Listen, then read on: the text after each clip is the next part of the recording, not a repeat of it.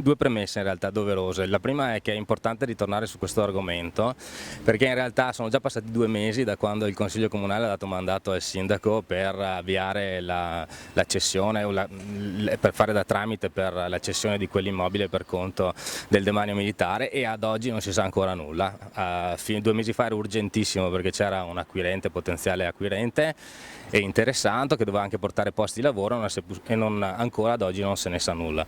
L'altra cosa è che i principi fondamentali del Movimento 5 Stelle è solo che bisognerebbe incominciare a non utilizzare più suolo per fare nuove costruzioni, quindi assolutamente no consumo di suolo.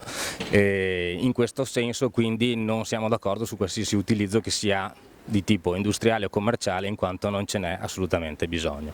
Quell'area ha sicuramente una vocazione agricola, e in realtà noi nel nostro programma elettorale con il quale ci siamo presentati alle scorse amministrative avevamo pensato a quell'area come una grande zona fiera simile a quella di Santa Lucia o di Godega, fiera dell'agricoltura e dell'artigianato.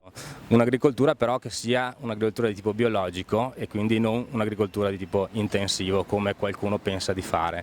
Quindi nell'ambito di un'idea di grande biodistretto del biologico a Vittorio Veneto, nel quale il prosecco può sicuramente avere la parte fondamentale, ma anche tutte le altre colture che ci sono intorno possono in qualche maniera trasformarsi in culture di tipo biologico.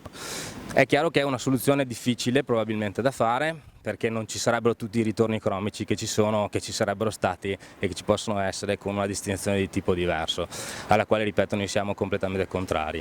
Una delle cose che però erano venute fuori la scorsa estate autunno era quella di poter dare alle associazioni sportive quell'area. È un'area che può essere tranquillamente dedicata e con pochi costi ad attività sportive, in particolare per esempio penso al rugby e all'associazione rugby giovanile di Vittorio Veneto, che ha più di 100 associati se non ricordo male, e che sarebbero ben contenti di poter avere uno spazio dedicato a questo tipo di attività. Quindi la nostra idea è che no consumo di suolo, quindi nessuna destinazione industriale o commerciale, una destinazione che sia più vicina a quella agricola e eventualmente anche importante una destinazione di tipo sportivo.